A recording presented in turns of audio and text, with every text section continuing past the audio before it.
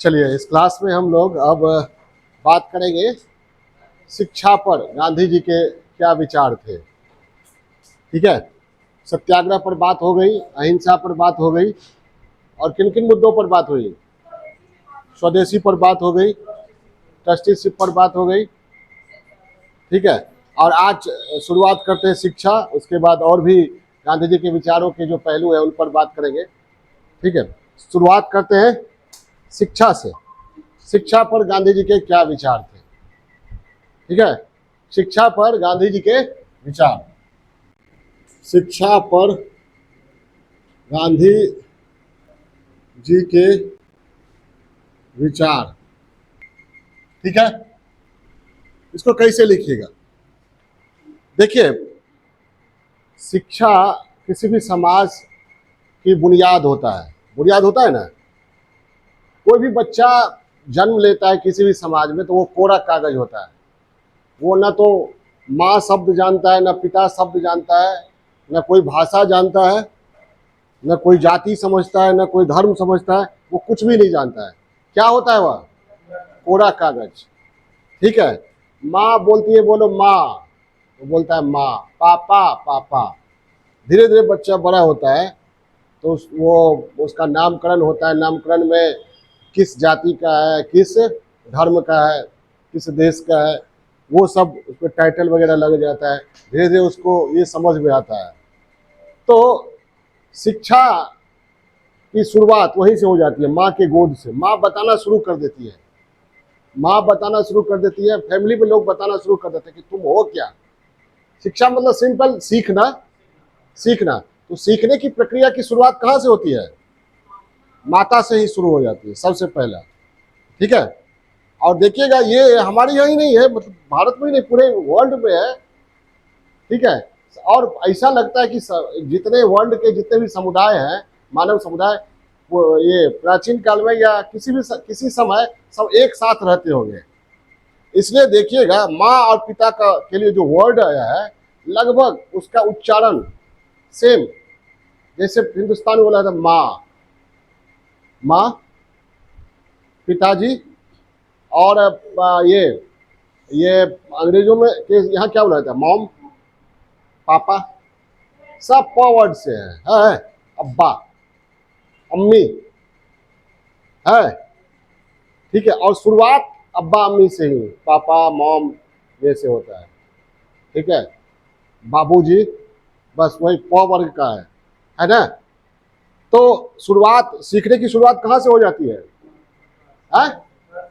घर से। तो बच्चा जो कोरा कागज होता है उसका जुड़ाव अपने परिवार से, अपने समाज से, अपने देश से, अपने धर्म से किसके थ्रू होता है? शिक्षा के थ्रू। शिक्षा के थ्रू ही होता है ना। तो कहा जाता है शिक्षा जो है वह बच्चे के समाजीकरण का एक माध्यम है। शिक्षा में ही वह जानता है ना। ठीक है, जो छीनता ये जो भरा नहीं भावों से बहती जिसमें रसधार नहीं, वह हृदय नहीं पत्थर है जिसमें स्वदेश का प्यार नहीं। ये स्वदेश मतलब अमेरिका हमारे लिए, पाकिस्तान, कौन? इंडिया। ये कौन सिखाया हमें? शिक्षा, एजुकेशन। अभी एजुकेशन देने वाले माँ भी हो सकती है, देने वाली माँ भी हो सकती है, पिता भी हो सकते हैं, कोई भी। तो शिक्षा जो है समाजीकरण का माध्यम है। और जिस समाज में शिक्षा का स्तर जितना ही बेहतर होगा, रेलिवेंट होगा। क्या होगा? रेलिवेंट। रेलिवेंट समझते ना? हाँ, बदलते समय के अनुकूल, परिस्थिति के अनुकूल। ठीक है, माँ अगर गर्मी में सिखाएगी स्वेटर पहनो तो वो सीख माँ की क्या होगी? रेलिवेंट होगी? नहीं होगी। माँ सिखाएगी अपने जाति के लिए मरना है, ठीक है, या धर्म के लिए ही मरना है। समझ में आई बात? तो शिक्षा जो है वह व्यक्ति को समाज से जोड़ता है, परिवार से जोड़ता है, राष्ट्र से जोड़ता है। शिक्षा व्यक्ति को सृष्टि से जोड़ता है, प्रकृति से जोड़ता है, मानव समुदाय से जोड़ता है, विश्व से जोड़ता है। हमारी शिक्षा में है वसुधैव कुटुंबकम, उदार चरितानां तो वसुधैव कुटुंबकम। तो हम लोग पूरी दुनिया के लिए सोचते हैं, पूजा करते हैं। हिंदुस्तान में लोग पूजा करते हैं तो लास्ट में क्या कहते हैं? सब प्राणियों में सद्भावना हो, विश्व का कल्याण हो। ऐसा है कि हिंदू का कल्याण हो, भारतीयों का कल्याण हो, राजपूतों का, ब्राह्मणों का कल्याण हो? है नहीं। तो यादव का तो वसुधैव कुटुंबकम है। अरे ठीक है, हमारे यहाँ प्रार्थना करते हैं लोग, सर्वे भवन्तु सुखिनः सर्वे सन्तु निरामया, सभी सुखी हो सभी निरोगी हो। इसमें कहीं भी हिंदू मुसलमान कुछ नहीं है। और जगह जब प्रेयर होता है तो उसमें स्पेशली बोला जाता है जिस धर्म के लोग होते हैं उसी धर्म के बारे में बात करेंगे। अमुक धर्म के लोगों की जय हो, अमुक धर्म के लोग सशक्त हो, आप जाइएगा कहीं, इसमें ये बात नहीं है। क्योंकि बराबर कहते हिंदुत्व जो है कोई धर्म है नहीं, वो हिमालय से हिंद महासागर के बीच रहने वालों का क्या है, लाइफ स्टाइल है, जीवन शैली है। उसमें कुछ बातें हैं, सब बातें अच्छी नहीं है, कुछ बातें हैं जो अप्रिय है, उन बातों को हटा दिया। वही मैंने कहा कि कंकड़ और हीरा दोनों है, तो कंकड़ को हटा दिया जाए, हीरा को रखा जाए। तो शिक्षा क्या है? व्यक्ति के समाजीकरण का माध्यम है, और जीवन भर आप शिक्षा प्राप्त करते रहते हैं ना, ठीक है। और जिस समाज के शिक्षा का स्तर जितना ही बढ़िया होगा, रेलिवेंट होगा, वह समाज उतना ही क्या होगा, मजबूत होगा, सशक्त होगा, जाहिर है। और समाज में सुधार करना हो तो शुरुआत कहाँ से करना पड़ेगा? शिक्षा से। शिक्षा से ना, घर में भी शिक्षा ही ना। माता का ब्रेन वॉश करना पड़ेगा कि आप ब्राह्मण या यादव नहीं हैं, आप इंडियन हैं, या आप मानव समुदाय के सदस्य हैं, आप यूनिवर्स के सिटीजन हैं, ठीक है। कह सकते हैं ना, we are the citizen of universe, राष्ट्र से भी ऊपर उठकर। हो सकता है कि नहीं? है ना, हम लोग यूनिट है ना भाई, भले यूनिवर्स के मुकाबले अस्तित्व नहीं है, कुछ अस्तित्व नहीं है, लेकिन यूनिट तो है। इस तरह से क्यों नहीं सोचा जा सकता है? ठीक है। तो गांधी जी क्या थे? गांधी जी जानते थे, पॉलिटिकल मूवमेंट चला रहे थे। पॉलिटिकल मूवमेंट को चलाने के लिए राजनीतिक आंदोलन उतना ही मजबूत होगा किसी समाज में, जो समाज जितना ज्यादा संगठित होगा उसका राजनीतिक आंदोलन उतना ही मजबूत होगा, वो राजनीति में उतना ही हावी होगा, नहीं है? जो समाज जितना संगठित होगा राजनीति में वह उतना ही क्या होगा, प्रभावशाली होगा ना। तो गांधी जी जानते थे कि अगर राजनीतिक आंदोलन को मजबूत करना है, अंग्रेजों को बाहर करना है, तो यहाँ पर सामाजिक सुधार करना जरूरी है, धार्मिक सुधार भी। और हमारे यहाँ समाज और धर्म क्या है, मिला जुला है, दोनों को अलग करके नहीं रखा जा सकता है। समाज और धर्म मिला जुला हुआ है हिंदुस्तान में, है, दोनों को अलग नहीं। तो सामाजिक सुधार करने के लिए धार्मिक सुधार दोनों जरूरी है, ठीक है। और समाज में सुधार लाने के लिए शिक्षा का स्तर बेहतर करना होगा। इसलिए गांधी जी ने समय समय पर शिक्षा पर अपना विचार व्यक्त किया, ठीक है। और शिक्षा पर उन्होंने अपना जो विचार व्यक्त किया, उन्हीं विचारों का एक कलेक्शन हम यहाँ पर प्रस्तुत करेंगे। शिक्षा पर विचार जब आप करेंगे तो क्या, शिक्षा का अर्थ क्या होता है? शिक्षा का अर्थ क्या होगा? व्यक्ति को समाज से जोड़ना, है ना। शिक्षा वह माध्यम है जो व्यक्ति को समाज से सकारात्मक रूप से जोड़ता है, वो तोड़ने के लिए नहीं है। शिक्षा क्या है? तोड़ने के लिए नहीं, कि तुम जो है तोड़ने के लिए भी होता है तो वो शिक्षा नहीं होनी चाहिए, नहीं हो सकता है। तुम जो है उस जाति की हो जो जाति धरती पर शासन करने के लिए बढ़ी है, जिसे ईश्वर ने बनाया है। ये सब क्या हुआ? समाज को तोड़ने वाली शिक्षा। शिक्षा क्या करती है? व्यक्ति को समाज से जोड़ती है, व्यक्ति को राष्ट्र से जोड़ती है। जितना नैतिक और उच्चतम शिक्षा होगा वो व्यक्ति को जोड़ेगा, किससे? पूरे यूनिवर्स से, ईश्वर से, प्रकृति से। क्लियर है? तो शिक्षा का अर्थ क्या हो? शिक्षा का विविध पहलू बात कीजिएगा, तकनीकी शिक्षा, स्त्री शिक्षा, जन शिक्षा, यौन शिक्षा भी बहुत जरूरी है, ठीक है। आज यौन शिक्षा बहुत जरूरी है, ठीक है, नहीं तो उसके कारण लोग सुसाइड कर रहे, टैलेंटेड लड़के भटक रहे हैं, ठीक है। और अधिकांश समय जो है वो उसी में जद्दोजहद में बिताते रहते हैं, ठीक है। तो वो ये है एजुकेशन का, अनेक शारीरिक शिक्षा, चरित्र निर्माण की शिक्षा, ठीक है। तो ये शिक्षा का ये पहलू।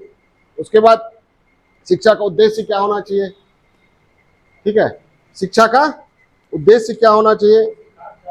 शिक्षा का सिलेबस क्या होना चाहिए, पाठ्यक्रम, ठीक है, शिक्षा का पाठ्यक्रम क्या होना चाहिए, शिक्षा की पद्धति क्या होना चाहिए, पद्धति समझे, पढ़ाने का तरीका क्या होना चाहिए, वो भी तो है। और शिक्षा का पद्धति क्या होना चाहिए, और शिक्षा जो प्राप्त कर रहा है उसको कैसा होना चाहिए। शिक्षा पर विचार करेंगे तो ये भी पता है ना शिक्षार्थी कैसा होना चाहिए। हमारे यहाँ क्या कहा गया, अल्पाहारी गृह त्यागी काग चेष्टा स्वान निद्रा बको ध्यानम, ठीक है। अभी अब तो सर्वाहारी, ठीक है। तो शिक्षार्थी के और जो शिक्षा दे रहा है उस पर भी विचार करना होगा बहुत ज्यादा, जो शिक्षक कैसा होना चाहिए, है ना। ये शिक्षा पर विचार करने के क्रम में ये सारा पहलू आएगा ना। शिक्षक अगर खुद चरित्र उसका अच्छा नहीं रहेगा, चरित्र में बहुत खोट रहेगा, ठीक है, नॉलेज नहीं रहेगा, नॉलेज को डिलीवर करने का ये नहीं रहेगा, उसका खुद उद्देश्य ये नहीं रहेगा कि हमारे सामने हम जो जिसको शिक्षा दे रहे हैं उसको एसिमुलेट करा देना है, क्या करा देना है, आत्मसात वो उसमें पूरी तरह हो जाए, ये अगर उद्देश्य नहीं है।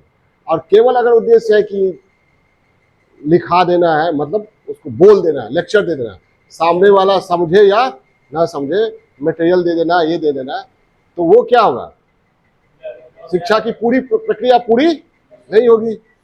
शिक्षार्थी जो है उस शिक्षक का शिक्षार्थी हमेशा भटकता ही रहेगा, भटकाव बना रहेगा, ठीक है। और शिक्षक को क्या होना चाहिए, जो भी वो कहे खुद करके दिखाना चाहिए, खुद नहीं तो उसका असर नहीं है। और सिगरेट पी रहे हैं और कहेंगे सिगरेट नहीं पीना चाहिए, आप पी भी रहे हैं, असर पड़ेगा, शराब पी रहे हैं और कह रहे हैं शराब नहीं पीना चाहिए, तो असर पड़ेगा नहीं। खुद चरित्रहीन है और सबको चरित्र पर भाषण दे रहे हैं, ठीक है। तो वही हुआ गिद्ध द्वारा उपदेश देना, किसको, गाय को, कि शाकाहार जीवन जो है वह सर्वोत्तम। कसाई जो है बकरी को दे उपदेश, ठीक है। जिसको कहते हैं ना फिल्म में, जिसके घर शीशे के होते हैं वो दूसरे पर पत्थर नहीं फेंकते। तो अगर खुद मेरा घर शीशा का हो तो आपको कैसे कह सकते हैं, क्लियर है। तो शिक्षक जो होता है शिक्षा का ये है। और क्या, जहां शिक्षा दिया जा रहा है वो कैसा हो, विद्यालय कैसा, जैसे रवीन्द्रनाथ टैगोर ने कहा ना, ये बंद कोठरी में जो है ये ठीक नहीं है, बंद कोठरी में नहीं है, एकदम खुला। वास्तव में आप जाइए पार्क में बैठ के पढ़िए, कितना बढ़िया लगता है। वो कहते हैं लाइब्रेरी जो खुला पार्क में होना चाहिए, तो बगीचा बना दिया जाए और पेड़ के नीचे कुर्सी टेबल लगा दिया जाए, ठीक है। भविष्य में हमको मौका मिला तो एक्सपेरिमेंट करेंगे, नहीं हो सकता, हंसने की बात नहीं है। एक बड़ा सा दूर में पटना शहर से बाहर 1 बीघा जमीन में घेर लिया जाए, पेड़ पौधा लगा दिया जाए, और उसके हर पेड़ के नीचे कि टेबल कुर्सी, शानदार पढ़ाई होगी, नहीं होगी? बुद्धा पार्क तुमको थोड़ी घुसने देगा, तुम अपना बनाओ, नहीं है। भविष्य में आप लोगों के पास जमीन होगी तो आप लोग भी कर सकते हैं, हम एक सुझाव दिया आप लोगों को। हाँ, एक लाइब्रेरी ऐसा ओपन लाइब्रेरी, नेचुरल लाइब्रेरी ये कर सकते हैं, ठीक है। और उसके बाद हाँ, ये वो विद्यालय कैसा हो, और क्या विद्यालय कैसा होना चाहिए, स्कूल एक वो ये प्रकृति के वातावरण में, और स्पोर्ट्स ग्राउंड जरूर हो। अब स्पोर्ट्स ग्राउंड तो छोटा छोटा वो फ्लैट में लोग स्कूल खोल देते हैं, अब बच्चा उसमें जाके एकदम पसीज रहा है, ठीक से वो मूवमेंट नहीं कर सकता है, दौड़ नहीं सकता है। अब बच्चे को तो पूरा भागने के लिए एकदम पूरा चाहिए फील्ड, प्ले ग्राउंड के बच्चा ये प्ले स्कूल में देखिए छोटा छोटा प्ले स्कूल है। अब बच्चा को क्या चाहिए, तो बड़ा चाहिए एकदम भाग सके वो जितना। गांव घर में हम लोग पढ़ते थे, पूरा गांव घुमाते थे, तो भागने के लिए चाहिए। उसके बाद कल्चरल एक्टिविटी भी होना चाहिए वहाँ, संगीत के लिए, नृत्य के लिए, ठीक है। आध्यात्मिक योगा प्राणायाम इसके लिए भी होना चाहिए, ठीक है। ताकि वो किताबी ज्ञान केवल दिया जाता है, वो नीरस तरीके से दिया जाता है, तो बच्चा जो शुरू से ही उसको बोझ मानने लगता है, मतलब वो हो निरर्थक भी। और मतलब विद्यालय ऐसा होना चाहिए कि बच्चों को घसीट कर नहीं ले जाना पड़े। अरे चल चल, अब मार रहे हैं, पीट रहे हैं, अब बच्चा जाने के लिए तैयार नहीं है। ठीक है, अरे स्कूल ऐसा होना चाहिए कि बच्चा खुद जाए। ठीक है, बुलाना ना पड़े। विद्यालय तो वहाँ क्या हो, बच्चा को कैसे आकर्षित कीजिएगा, रुचि के अनुसार खेलने का दीजिए। सबसे बढ़िया बच्चा के क्या, खेलने का एकदम छूट, जो खेलना है खेलो। हाँ, कोई एक्टिविटी खेलने के लिए, गीत के लिए, चित्रकारी के लिए, तोड़ फोड़ करने के लिए। ठीक है ये होना चाहिए विद्यालय को, ये कम्युनिटी सेंटर होना चाहिए और स्किल डेवलपमेंट सेंटर भी वहीं पर। अब खेल खेल में ही कुछ सिखाया जाए बचपन से ही। जिस बहुत बच्चा होता है देखिएगा, चित्रकारी बहुत अच्छा करता है बचपन से, गाता है बहुत अच्छा, छोटा सा रहेगा लेकिन गाएगा ऐसा, और उसको गाने में ही रुचि रहेगा, चित्रकारी बहुत अच्छा करेगा। तो एक स्किल डेवलपमेंट सेंटर भी होना चाहिए स्कूल को, होना चाहिए। हम लोग का टायर पंक्चर होता है ना, हम लोग का मोटरसाइकिल का टायर पंक्चर होता है तो क्या करते हैं, पहले घसीट के ले जाते हैं कहीं, देखते हैं अगर कहीं गैरेज होगा तो वहाँ बनवाते हैं। ये यूरोप अमेरिका में ऐसी बात नहीं है, इतना एजुकेशन रहता है कि छोटी छोटी चीज़ों के लिए आप निर्भर नहीं रहे। हम लोग का ट्यूब फ्यूज कर गया नहीं, या मेन स्विच ये हो गया, सब के लिए इंतजार कर रहे हैं, फैन में कॉइल जल गया, इंतजार करेंगे मिस्त्री आएगा तो बनाएगा, वॉशिंग मशीन खराब हो गया। ये छोटा छोटा चीज़ तो बचपन में सिखा दिया जाना चाहिए।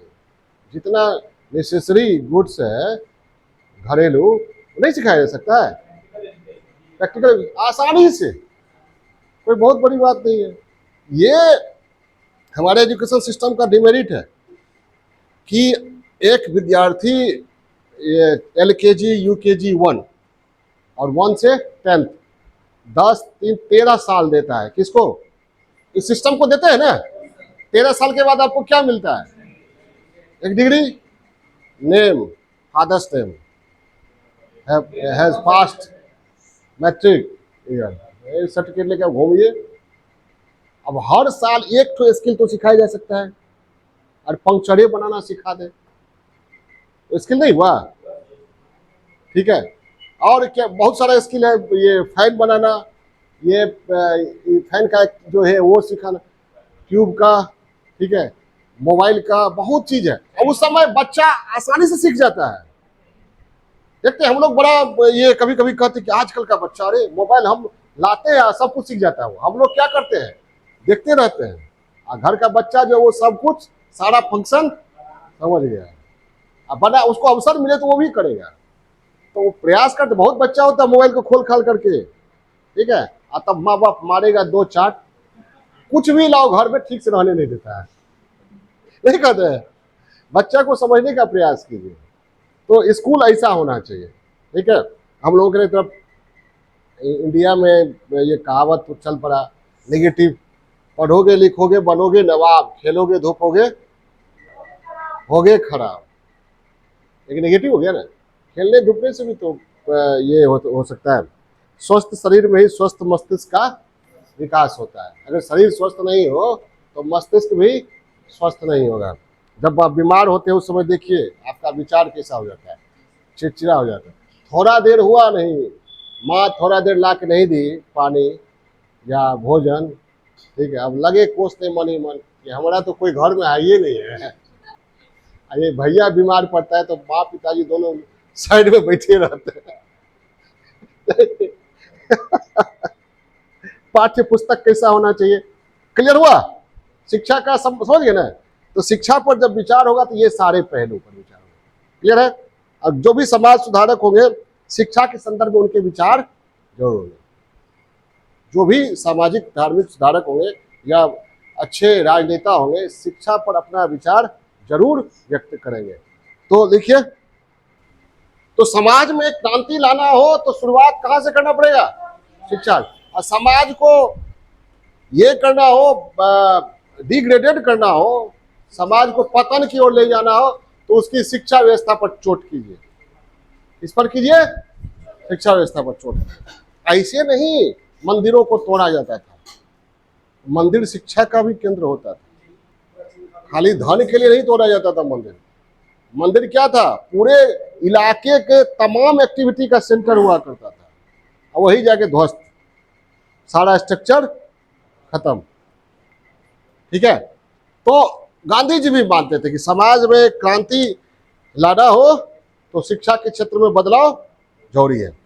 देखिए, महात्मा गांधी न केवल राजनीतिज्ञ थे, बल्कि महान सुधारक भी थे। क्या?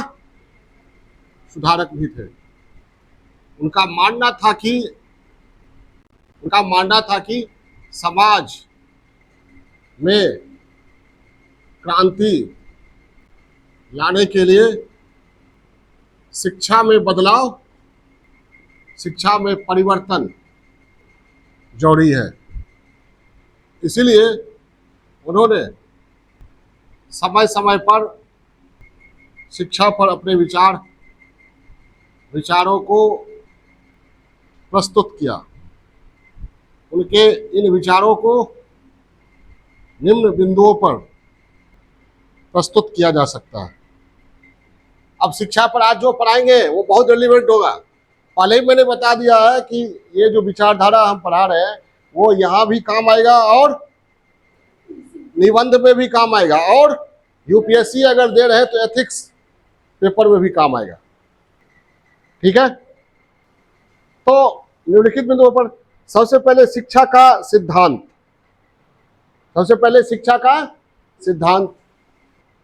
आधारभूत सिद्धांत।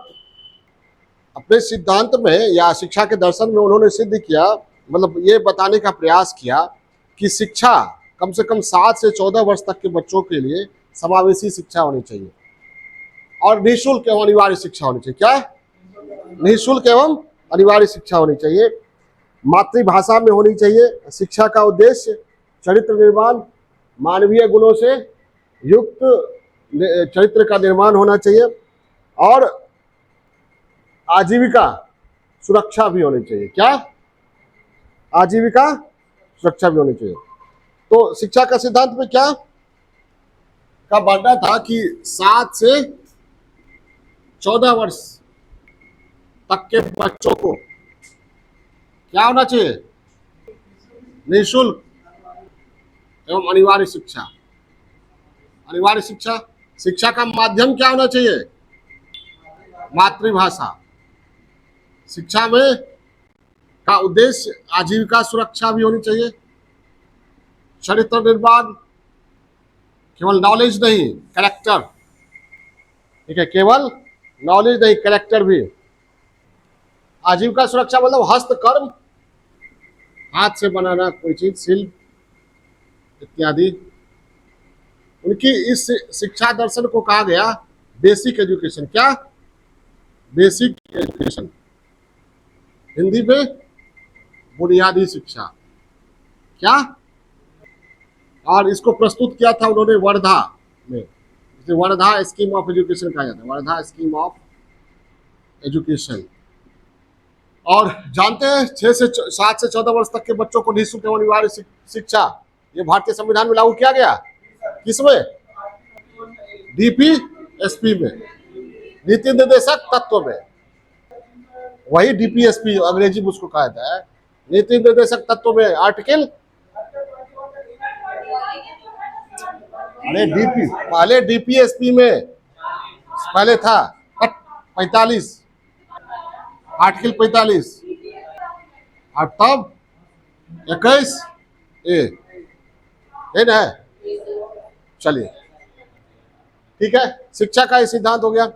शिक्षा का अर्थ क्या है? शिक्षा का अर्थ क्या है? तो गांधी जी का मानना था कि साक्षरता न तो शिक्षा का आरंभ है और न ही अंत है।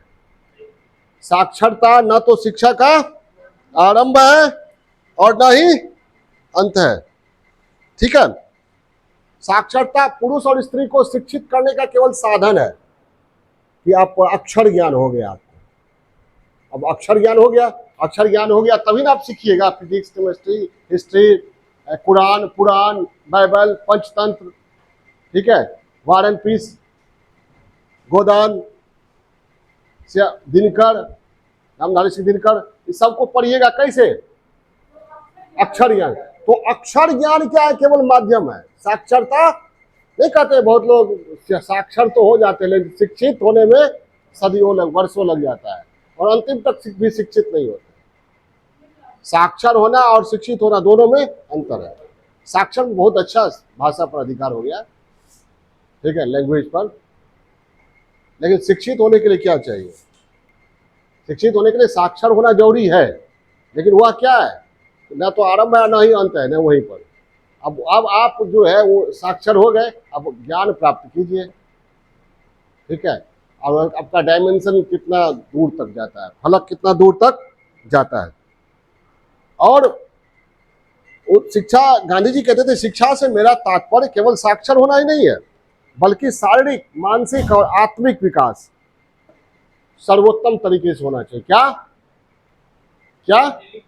शारीरिक, मानसिक और आत्मिक विकास सर्वोत्तम तरीके से होना चाहिए। ये हुआ शिक्षा। शारीरिक भी, मानसिक। ये ना पढ़ते पढ़ते पढ़ते चश्मा लगा लिए, चश्मा लग गया, बाल गिर गया, मेरा भी उसी में गिरा है, सफेद हो गया है, तो आत्मिक और शारीरिक शक्ति खत्म हो गई। नहीं समझे? आप बन ही गए तो क्या हुआ, कंप्लीट कर ही गए तो क्या हुआ? शारीरिक और आत्मिक शक्ति क्या जवाब दे गई। तो शारीरिक, आत्मिक और मानसिक, मानसिक रूप से मजबूत। बहुत लोग कंप्लीट कर जाते हैं, मानसिक रूप से मजबूत नहीं होते, जाके सुसाइड कर लिए। सुसाइड ही नहीं करते, मानसिक रूप से मजबूत ये होते हैं कि कोई आके धमकी दे दिया, सर जल्दी साइन कर दीजिए, तो बाहर आपका इंतजार कर रहे हैं, इतना काफी है। सर आपका बेटा जो है कौन स्कूल में जाता है? डॉन बॉस्को में ना, इतना ही काफी है। अब सर सोच रहे हैं मेरा बेटा उठा के ना ले जाए। मानसिक रूप से मजबूत हो तो आप देखते होंगे फिल्मों में, कहने की जरूरत नहीं है। तो मानसिक रूप से मजबूत होना चाहिए, ठीक है। डर को डर से हराया जा सकता है। कोई डरा है तो डरिएगा तो क्या होगा? नहीं, और डर के आगे जीत है, जो होगा देखा जाएगा। अपने चरित्र और ईमान से टिकना नहीं है, ठीक है। चरित्र और ईमान से नहीं टिकिएगा तो सत्य पर अड़े रहिएगा, और सत्य पर अड़े रहिएगा तो पूरी कायनात आपको साथ देती है। अब उसमें खोजिएगा कि हमारा ये चला गया, हमारा वो चला गया, हमको कुछ क्या मिला, इतना किए, तो वो सब रोते रहिएगा तो वो तो बहुत छोटा चीज है। आप जो चीज पर चल रहे हैं वो बिल्कुल डिफरेंट है। उसमें आप कहिएगा हमारा मिला क्या, तो मिला क्या वो बहुत छोटा चीज है। लाभ हानि की बात कीजिए तब तो तौलना हुआ है, तब आप हो भी नहीं सकते, टिक भी नहीं सकते हैं। लाभ हानि की बात कीजिए तब टिक भी नहीं सकते हैं, ठीक है। बहुत लोग जब जॉब में जाते हैं ना तो शुरू में एकदम वो आदर्शवादी होते हैं, हालांकि ये पहले की बात है। अब तो जैसे ही जाता है पहले से दिमाग में बिठाया जाता है कि वेतन नहीं टच करना है, ठीक है। तो जाते हैं तो पहले लोग रिश्वत लेने से थोड़ा कतराता था, सोच समझ लेता था, गलत सही सोचता है। उसका धीरे धीरे धीरे धीरे अपने बुजुर्गों से, मतलब ऑफिस में अपने पूर्वजों से, पूर्वज समझे, पहले जो ज्वाइन सीनियर्स लोग बढ़िया से उसको सिखा देता है, सब लोग ये पढ़ा देता है, फिर वो सगल बन जाता है। फिर क्या होता है? सगल, सगल समझते ना, तब उसको पता नहीं चलता कि हम गलत किए या सही किए, तब हो जाता है सब चलता है। क्या? सब चलता है, वर्ड सुने हैं, सब चलता है। हाँ, और मैनेज वर्ड सुने हैं, मैनेज, बहुत खतरनाक वर्ड है। हर जगह आपको कहा जाएगा मैनेज कीजिए, कुछ एडजस्ट कीजिए, कुछ मैनेज कीजिए। अरे मैनेज क्या करें, एडजस्ट क्या करें, ठीक है। ये आर या पार दो ही होता है, उसमें मैनेज और एडजस्ट क्या करना है? या तो झूठ बोलना है या सही बोलना है। अब इसमें क्या लोगों को धोखे में रखना है, तो समझ गए। तो शिक्षा का अर्थ क्या होना चाहिए? केवल साक्षर होना नहीं, साक्षर होना भी है लेकिन वो आना तो आरंभ है ना अंत है। शारीरिक, मानसिक और आत्मिक विकास करके देखिएगा, ये शरीर से मजबूत नहीं होता है लेकिन मन और आत्मा से बड़ी मजबूत होता है। कोई कोई व्यक्ति होता है, हाँ, झुकेगा नहीं। एक तो सोशल मीडिया पर दिया है, दिखाया वो एक तो बकरी है और सांड से भिड़ गया है, देखे अंतिम तक भिड़े हुए हैं। सांड भी कंफ्यूज है, इसको इतना आत्मिक ताकत कहाँ से मिला। तो सांड ही क्या होता है, पीछे हो जाता है। और एक तो देखे थे और मीडिया यूट्यूब पर ही, ये 4-5 तो शेर है और एक तो लंगड़ा कुत्ता है, इसका एक एक पैर से लग रहा है, अब भौंक रहा है, खूब भौंक रहा है, शेर के मुंह पर जाके भौंक रहा है। और शेर सब भी कंफ्यूज कि एक तो कुत्ता है उसमें लग रहा है, और एक बार झपट्टा मारेंगे तो खत्म हो जाएगा, लेकिन इतना ताकत का कुछ बात है, अंत में शेर सब मुंह घुमा के चल देता है। और ये कुत्ता जो है सुरक्षित आ जाता है। तो शारीरिक, मानसिक और आत्मिक विकास, ठीक है। अगर शिक्षा आप प्राप्त करते हैं, आत्मिक और मानसिक विकास नहीं हुआ, शारीरिक विकास नहीं हुआ, साक्षर बन गए, कंप्लीट कर गए, ठीक है, तो कहा जाता है ये दुनिया जो है ना गिद्धों की दुनिया है, आपको कच्चा चबा जाएगी, सिखा देगी घूस लेना, रिश्वत लेना। नहीं लोगे तो चलेगा कैसे? पिताजी का ख्वाब है, पत्नी का ख्वाब है, भाई का ख्वाब है, बंगला चाहिए, गाड़ी चाहिए, ठीक है, और फिर जब चल जाइएगा जेल, तब वही घर वाले कहेंगे कलंक लगा दिए, क्या कलंक लगा दिए, खानदान पर कलंक लग गया, जरूरत क्या था। वही वही दुनिया वाले, ठीक है। तो आपको अपना आत्मिक विकास करना होगा, शारीरिक मानसिक विकास करना होगा, ठीक है। नहीं तो लोग कच्चा चबाने के लिए तैयार है। तो शिक्षा का अर्थ क्या होना चाहिए? एक तो साक्षर होना है, साक्षर होना, लेकिन यही काफी नहीं है। शारीरिक, मानसिक और आत्मिक विकास, ठीक है। शारीरिक, मानसिक और आत्मिक विकास।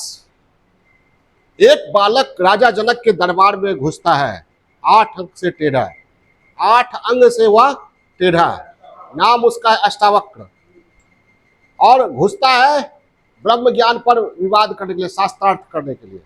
8 अंग से क्या है? टेढ़ा है, अष्टावक्र है। जब वह अपना उद्देश्य रखता है सबके सामने तो सब लोग हंसने लगते हैं, और सब लोग हंसने लगते हैं तो अष्टावक्र भी जोर जोर से हंसने लगता है।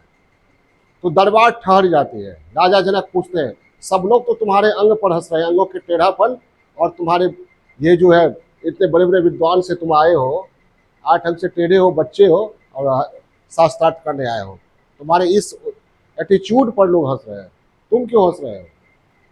तो अष्टावक्र ने जवाब दिया, महाराज मुझे तो लगा कि ब्रह्म ज्ञानियों की सभा है ये, लेकिन ये ब्रह्म ज्ञानियों की सभा नहीं है। ब्रह्म ज्ञानियों की सभा होती तो इन्हें मुझ में भी और आपको भी मुझ में भी ब्रह्म नजर आता, लेकिन यहाँ तो ये चमड़े को पहचानने वालों की सभा है। किसको पहचानने वालों की सभा है? हाँ, ये चर्मकारों की सभा है, ये ब्रह्म ज्ञानियों की सभा नहीं है। चर्मकार और ब्राह्मण बनता है किससे? ज्ञान से, प्रवृत्ति से, जाति से नहीं। ये किसका कथन है? अष्टावक्र। पूरा दरबार क्या हो गया? सन्न रह गया। क्यों? अष्टावक्र शारीरिक रूप से था कमजोर, लेकिन मानसिक और आत्मिक रूप से मजबूत था। सोचिए, राजा का दरबार है, आजकल हिसाब के हिसाब से समझिए मुख्यमंत्री बैठे हुए हैं और सारा उनका प्रधान सचिव वगैरह सब बैठा हुआ है, वहां जाते हैं पुलिस वगैरह सब है, सब हंस रहा है आपके ऊपर, पहले ही नर्वस हो जाइएगा। ठीक है, अष्टावक्र क्या किया? नर्वस नहीं। तो वो जो है शिक्षा ऐसी होनी चाहिए कि आप कहीं भी नर्वस नहीं हो, आत्मिक और मानसिक रूप से मजबूत हो। ठीक है, चंद्रशेखर आजाद से पूछा गया बचपन में, क्या नाम है? आजाद। पिता का नाम? आजादी। घर कहाँ है? जेल खाना।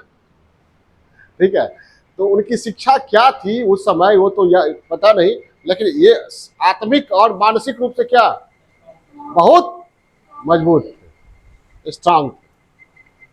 ठीक है, भगत सिंह जलियांवाला बाग घटना हुआ, गए वहां पर और वो क्या कहते हैं, एक शीशी में, बोतल में वहां का खून से भरा हुआ वो मट्टी लेकर आए। आत्मिक और मानसिक क्षितिज जो था काफी क्या था? विस्तृत था। तो ये है शारीरिक शारीरिक, मानसिक और आत्मिक विकास। आजकल जो है वो क्या है, ज्यादा साक्षर होने पर जोर दिया जाता है।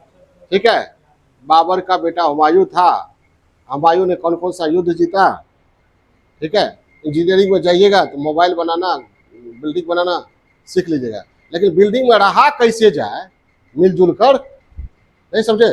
मोबाइल चलाना तो हम लोग सीख जाते हैं, लेकिन मोबाइल में क्या बात करें, बात का स्तर क्या हो, वो सीखने में जमाना लग जाता है। ठीक है, वो सिखाएगा कौन, शिक्षा। शिक्षा का, शिक्षा के विविध पक्ष, शिक्षा के विविध पक्ष में जन शिक्षा, यानी शिक्षा जो है सभी को सुलभ हो, शिक्षा स्त्री को भी, भाषा शिक्षा, भाषा की जानकारी, तकनीकी शिक्षा, शारीरिक शिक्षा, नैतिक शिक्षा, मोरल एजुकेशन, ये बहुत जरूरी है। नैतिक शिक्षा बहुत बहुत ज्यादा जरूरी है आजकल। ठीक है, उच्च शिक्षा, फिजिकल एजुकेशन समझ, अब फिजिकल समझ गए, शारीरिक नहीं समझे। उच्च शिक्षा और बताते, पहले लिख लिख तो लीजिए। व्यावसायिक शिक्षा, समसामयिकी, राष्ट्रीय अंतर्राष्ट्रीय परिदृश्य से अवगत होना चाहिए। पूरी दुनिया से कट के हम नहीं रह सकते हैं। क्या बोले, नैतिक शिक्षा, नैतिकता की सीख, आपको क्या करना चाहिए क्या नहीं करना चाहिए, ये नैतिकता, नैतिकता यही सिखाती है ना। क्या दो पहलू है उसका, सकारात्मक और देखा, सकारात्मक हो गया क्या करना चाहिए, नकारात्मक हो गया क्या नहीं करना चाहिए। ठीक है, चौथा, शिक्षा का उद्देश्य क्या होना चाहिए। दो तरह का उद्देश्य होना चाहिए, तात्कालिक और दीर्घकालिक। मैंने पहले ही बताया आपको कि शिक्षा क्या करती है, व्यक्ति को समाज से जोड़ती है, समाज में रहने के लायक बनाती है। शिक्षा आपको आजीविका का साधन मुहैया कराती है, स्किल डेवलपमेंट शिक्षा हुआ ना, वो कराती है। रहने के लायक बनाती है, समाज से जोड़ती है, रहा जाए किस तरह वो बताती है। कौन, शिक्षा। रहने के लिए क्या करना चाहिए, कब किस तरह रहना चाहिए, किस तरह बोलना चाहिए। एक मिनट, आइडिया। तो शिक्षा यही तो बताती है क्या करना चाहिए क्या नहीं करना चाहिए।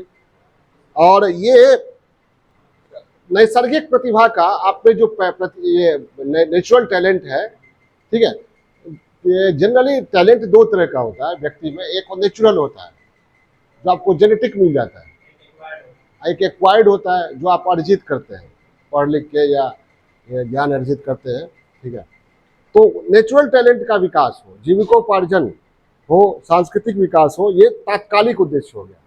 क्या हो गया, तात्कालिक उद्देश्य। लेकिन दीर्घकालिक उद्देश्य क्या होना चाहिए, दीर्घकालिक उद्देश्य होना चाहिए कि ये सब जो है, जो आजीविका है या प्रतिभा है का विकास हो या फिर कल्चरल डेवलपमेंट हो, ये तो ठीक है, लेकिन एक हमारा जीवन जो है, हम यहाँ पर क्यों आए हैं, ठीक है, धरती पर क्यों आए हैं और जाना कहाँ है। ठीक है, जाना कहाँ है। ठीक है, मृत्यु के बाद भी जीवन है क्या। ठीक है, आखिर हम है क्या, मैं कौन हूँ। मैं अगर हम कहते हैं फलाने मेरे पिताजी हैं, पिताजी का नाम है, तो 100 वर्ष के बाद तो ये सच नहीं होगा, ना तो हम होंगे ना पिताजी होंगे। ठीक है, आखिर पूरे यूनिवर्स में मेरा रोल क्या है, मैं यहाँ पर क्यों आया हूँ और फिर कहाँ जाना है। क्या सराय की तरह यहाँ रहना है, जीवन क्या है। अभी प्रेजेंट में क्या लगता है, सराय है। सराय में धर्मशाला में लोग कितने दिन रुकते हैं, 1 दिन 2 दिन 4 दिन। उसी तरह यहाँ ये क्या कहते हैं, धरती पर आए हैं, कितने दिन रुकना है भाई, 60 साल 65 साल 100 साल 150 साल। उसके बाद जिस तरह यात्री यात्रा करता है, वो पड़ाव पर रुकता है, ये क्या केवल पड़ाव है ये जीवन, या इसकी यात्रा और भी आगे है। ये दीर्घकालिक उद्देश्य हो गया। तात्कालिक उद्देश्य क्या है कि ये पड़ाव है, ये सराय है, इसमें रहना है कैसे, ये सब जान लीजिए। क्लियर है? दीर्घकालिक उद्देश्य क्या है? ये केवल पड़ाव है, मंजिल नहीं है। आत्मा की यात्रा अनंत है। समझ में आ रही बात? थोड़ा गूढ़ बात बता रहे हैं। हाँ, यही उद्देश्य पर तो सारा धर्म टिका हुआ है। हाँ, मतलब ये शिक्षा का तात्कालिक उद्देश्य तो क्या हो गया? आजीविका सुरक्षित करना, ठीक है, प्रतिभा का विकास करना, कल्चर डेवलप करना, समाज में कैसे रहा जाए वो। दीर्घकालिक उद्देश्य क्या होना चाहिए? जैसे आप जाते हैं, मान लीजिए कहीं पर दिल्ली जाना हो, तो बीच में पड़ा कहीं रुक गए, वहाँ कितने दिनों तक रुके? ठीक है, तो जहाँ रुकिएगा आप, तो वहाँ का रूल रेगुलेशन समझिएगा ना, वहाँ उसके बाद लेकिन आगे भी जाना है। तो आगे यहाँ तो पता है कि दिल्ली जाना है, लेकिन जीवन में 100 साल आप रुके धरती पर, आगे कहाँ जाना है? ये 100 साल का एजुकेट तात्कालिक उद्देश्य से तो पूरा हो गया। आईएएस बन गए, आईपीएस बन गए, इंजीनियर बन गए, डॉक्टर बन गए, बेटा अच्छा बन गए, पति अच्छा बन गए, पत्नी अच्छी बन गई, इस तरह बन के 100 साल बिता दिया। उसके बाद दीर्घकालिक उद्देश्य, जाय के अकेलवा झमेलवा कौन काम के, नहीं सुनेगा ना है? इनका बेटा भी साथ निभाएगा श्मशान तक, नहीं है? उसके बाद तू, हाँ, तो वो आगे का क्या उद्देश्य है? यानी आगे मतलब आत्मा क्या है, ईश्वर क्या है, उसको समझना, आध्यात्मिक विकास, ठीक है वो है। तो वही तो है, उसी पर तो सारा धर्म टिका हुआ है। आपको जानने के लिए चलो, आप बड़ा बढ़िया विकास जी ने हंसते हंसते ही बहुत अच्छी बात कर दिया कि मृत्यु के बाद क्या है, आपका अस्तित्व क्या होगा, ये जानने के लिए मरना पड़ेगा। अब सुनो ना, पहले बताते, ये जानने के लिए मरना पड़ेगा। ये जानने के लिए मरना पड़ेगा का मतलब क्या हुआ कि मृत्यु से पहले आप क्या थे और मृत्यु के बाद आप क्या हुए, ये जानने के लिए मृत्यु, जन्म और मृत्यु के बीच में आप जो हुए उसको खत्म कर दीजिए। नहीं समझे? जो भी जाने वो खत्म हो गया। न जन्म से पहले जानते थे, न मृत्यु के बाद।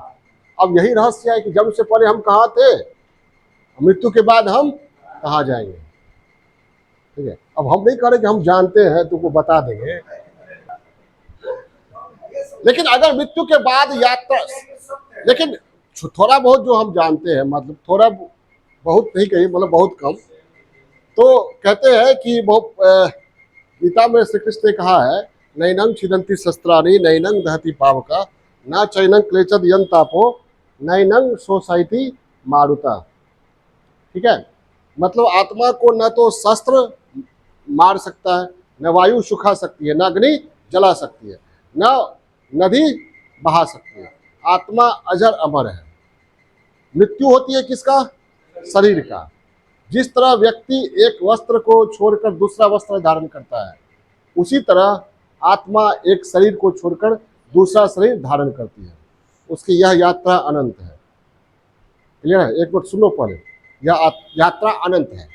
तो आप ऐसा कोई काम न कीजिए कि वह आत्मा कलंकित हो, क्योंकि आपको गलत कार्य कर रहे हैं, तो जो सुख मिलेगा वो शरीर को सुख मिलेगा, लेकिन आत्मा क्या है, वो कलंकित हो गई। और शरीर तो खत्म होने वाला है, और शरीर से जुड़ा हुआ पहचान भी खत्म होने वाला है। वो आईएएस बन गए तो इसी जन्म के, हर जन्म आईएएस बनिएगा, प्रधानमंत्री बने तो इसी जन्म के लिए। प्रधानमंत्री रहते हुए आपने आत्मा को कलंकित कर दिया, तो उसका फल भोगना पड़ेगा अगले जन्म में। बौद्ध धर्म में भी पुनर्जन्म के बारे में यही कहा गया। समझ में आई बात? तो ये आपको ऐसा कुछ नहीं करना चाहिए। ठीक है, हो सके तो अध्यात्म, योगा, हठ योग, ये सब है कि मृत्यु के बाद क्या है नहीं है, लेकिन उद्देश्य ये होना चाहिए कि नहीं? हाँ, जिस सराय में हम ठहरे हैं उसी सराय को हम जीवन मान ले, आगे की यात्रा का भी है ना। जीवन के बाद भी है कुछ। आज हम किसी के बेटे हैं, कहीं के नागरिक हैं, लेकिन जब मर जाएंगे उसके बाद क्या होगा, ये कहना कठिन है, लेकिन जानने की का विषय तो होना चाहिए। शिक्षा का मतलब यही ना कि खाली खा पी लिए और जीवन बिता दिए, अंतिम में 4 धाम का यात्रा कर लिया, फिर इंतजार करें कब मरेंगे। आप बेटा और को सबको कह दे हम मरे तो बढ़िया से भोज कर देना, देखो मंदिर बना देना, कंबल बांट देना, बस इतना ही है। तो आगे क्या? अरे शिक्षा का मतलब यही ना कि जानना, सीखना। तो केवल सीखना इसी जीवन तक या उसके बाद हमारी यात्रा है, उसके बारे में नहीं सीखना, नहीं जानना। तो उसके बारे में जो जानना वो क्या है? दीर्घकालिक उद्देश्य। तात्कालिक तो यह भाई पहले कुछ खाने पीने लायक हो जाए, नौकरी या रहने लायक सीख जाए। समझ में आई बात? क्लियर हुआ? नहीं क्लियर हुआ? तात्कालिक उद्देश्य क्या है? शिक्षा का रोजगार, कौशल विकास। दीर्घकालिक जो हम कह रहे हैं वो तुम तुरंत नहीं ना होगा, तुरंत बैठ के जान लोगे। आए क्या कहते हैं, बर्थडे के बाद कहाँ कहाँ जाएंगे? ये तुरंत हो जाएगा, 5 साल में, 6 साल में, 8 साल में डॉक्टर बन जाएंगे, इंजीनियर बन जाएंगे, आईएएस बन जाएंगे। नहीं समझे? ये तुरंत शादी कर लेंगे तो हस्बैंड बन जाएंगे, पत्नी बन जाएंगे, पति बन जाएंगे, ये सब तुरंत होगा। लेकिन दीर्घकालिक जो है ईश्वर के बारे में जानना, आत्मा के बारे में जानना, ये तुरंत थोड़ी होगा। ये दीर्घकालिक उद्देश्य होना चाहिए, लेकिन वो भी दिमाग में रखना चाहिए। कौशल भी, चलो वो मेरा विषय नहीं है, वो और घर वाला शिक्षा में, ठीक है। कौशल विकास है, सांस्कृतिक विकास तात्कालिक उद्देश्य है। एक तो है कनक से दिन सुनहली रात, ऐसे ही है। कौन सा है वो, महादेवी वर्मा या किसी की पंक्ति है कि सुनहला दिन होता है, रात होती है, ये आसमान में मोती की तरह तारे छा जाते हैं, मिटाता रंगता बारंबार, लगता है जैसे कोई चित्र बना दिया रात में, और फिर सुबह होते ही मिट जाता है। वह कौन जग का चित्राधार? ये सब बनाने वाला कौन है? दिमाग में उठता रहे। आदिकाल से ही मनुष्य के दिमाग में आता होगा, आदिकाल से ही हम लोग जानने का प्रयास कर रहे हैं कि कौन कर रहा है ये दिन रात, आसमान, नदी, हवा, ये कौन कर रहा है भाई? हम लोग केवल इतना जान पाए कि हाइड्रोजन ऑक्सीजन मिलकर जल बनता है, लेकिन ये आज भी कोई नहीं बता सकता कि जल ही क्यों बनता है, चीनी क्यों नहीं बनता है। नहीं समझे? समझ में आ रही बात? हम लोग केवल नेचर के सीक्रेट को क्या कर रहे हैं? खोल रहे हैं।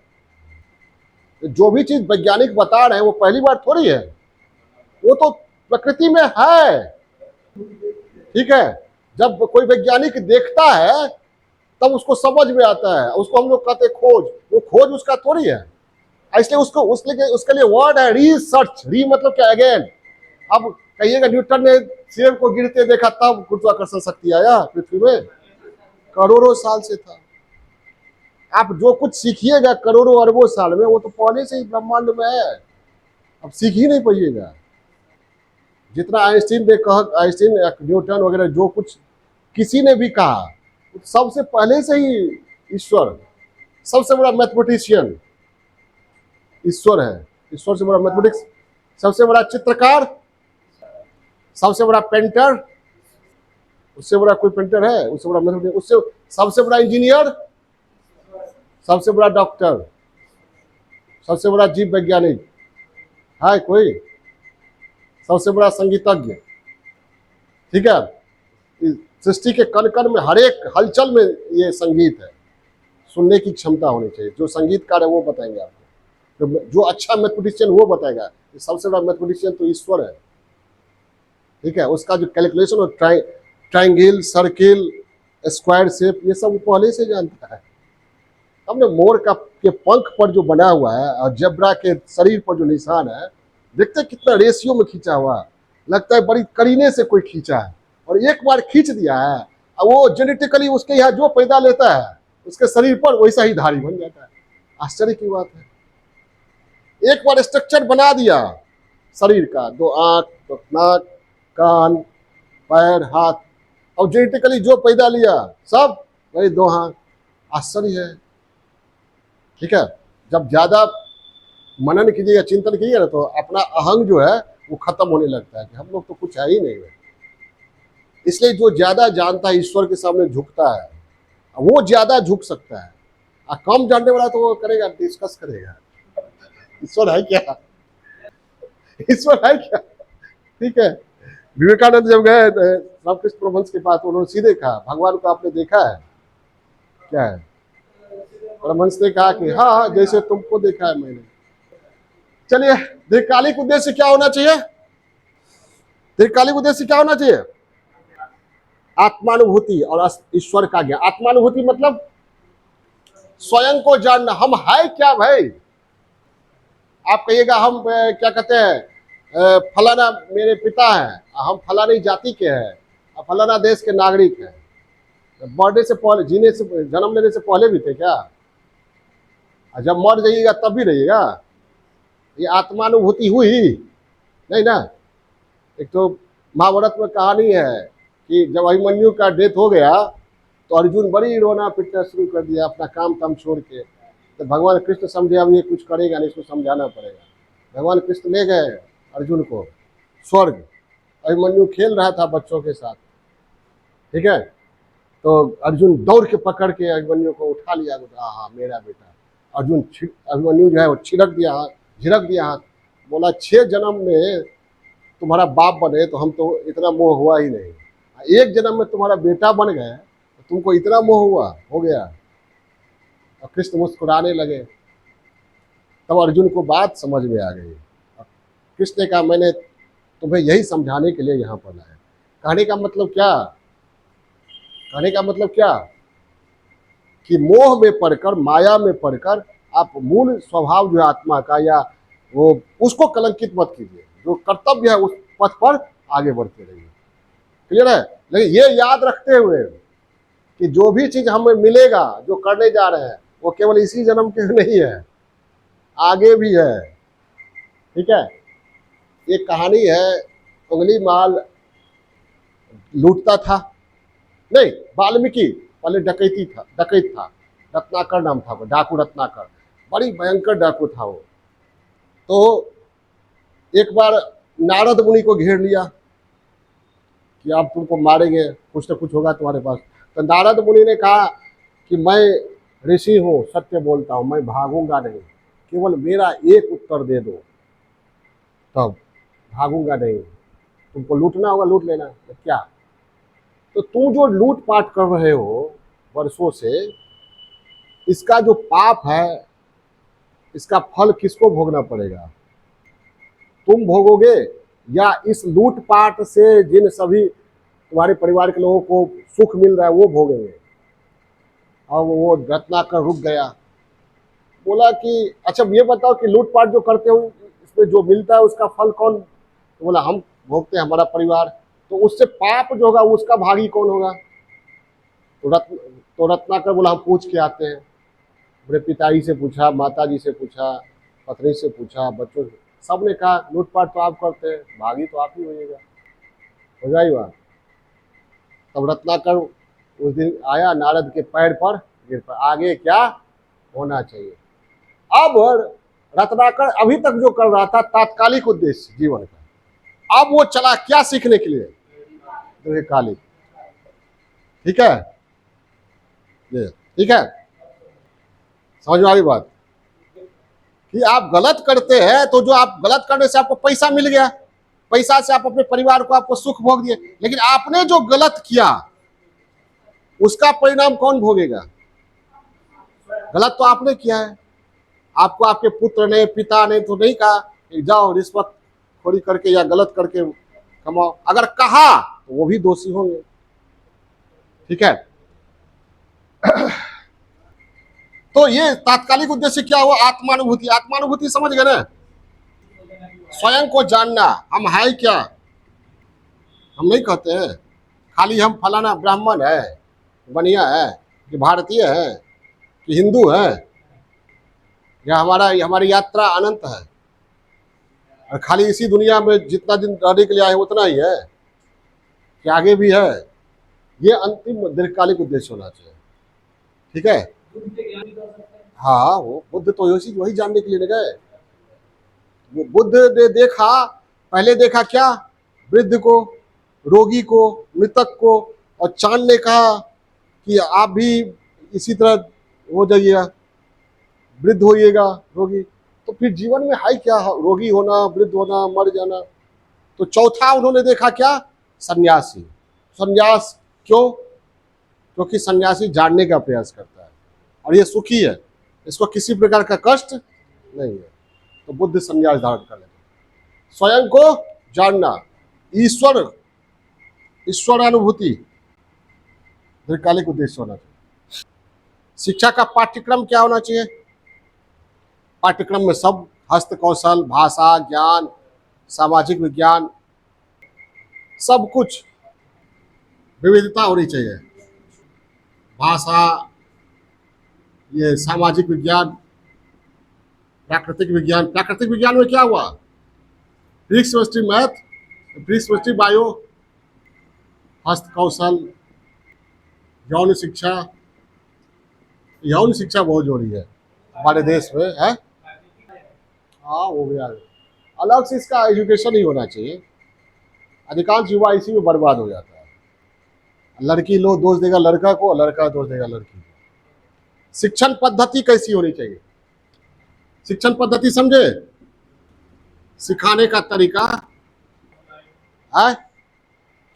जैसे हमारे पूर्वज कैसे बोलते थे, गुरुजी, सामने वाला सुनता था, रटता था। आश्चर्य की बात है, आज 3 वेद जो है कि रचना ऐसे ही हो गई, सुन करके। आज हम लोग लिखते भी है, फिर उसको क्या कहते हैं, कंप्यूटर में, मोबाइल में रखते भी है, तब भी याद नहीं रहता है। तो ये श्रवण से, श्रवण पद्धति, क्रियात्मक पद्धति, अनुकरण पद्धति। इसे सबसे ज्यादा जोर कौन किस पर दिए होंगे गांधी जी? क्रियात्मक पद्धति। क्रियात्मक पद्धति पर जोर देते थे। छठा, शिक्षक कैसा हो? अब बताइए आप लोग क्या अपेक्षा करते हैं हमसे? शिक्षक कैसा हो? है? सबसे पहले शिक्षक को क्या होना चाहिए? मित्र, दोस्त। शिक्षक को क्या होना चाहिए? दोस्त होना चाहिए। दोस्त ऐसा जीव होता है जो लोग माता पिता से नहीं कह पाएगा, वो मेरे दोस्त से कहता है। तो शिक्षक को इसी तरह का होना चाहिए, सर्वसुलभ। ये नहीं कि क्लास से निकले और उसके बाद बोलने के लिए, बतियाने के लिए इंतजार कर रहे हैं, टाइमिंग ले रहे हैं, वो नहीं। हमेशा छात्र के लिए अवेलेबल होना चाहिए, किसी भी समस्या के लिए। मित्र का मतलब ये हुआ ना, मित्र किसको कहते हैं? जो हर समय आपके लिए क्या हो? मौजूद हो, हर समस्या के लिए। तो शिक्षक को एक मित्र होना चाहिए, दोस्त, सहयोगी होना चाहिए। क्या होना चाहिए? जबरदस्ती थोपे नहीं, मार्गदर्शक होना चाहिए, सही मार्गदर्शन करे। गुरु होना चाहिए अंधकार से। और सबसे बड़ी बात, चरित्रवान होना चाहिए। ठीक है, कैरेक्टर लेस नहीं, चरित्रवान होना चाहिए। क्या होना चाहिए? चरित्रवान होना चाहिए। कैरेक्टर पर बहुत जोर दें, ताकि कैरेक्टर इस तरह होना चाहिए शिक्षक का कि छात्र में, चाहे वो गर्ल्स हो, बॉयज हो, शिक्षक के साथ सहज महसूस करे। क्या करे? सहज महसूस करे। कभी किसी तरह का वो असहजता उसके दिमाग में ये नहीं आए। ठीक है, चरित्र इस तरह का होना चाहिए। और शिक्षक को क्या होना चाहिए? ज्ञान तो होना ही चाहिए, ज्ञानवान होना चाहिए। और शिक्षक को क्या होना चाहिए?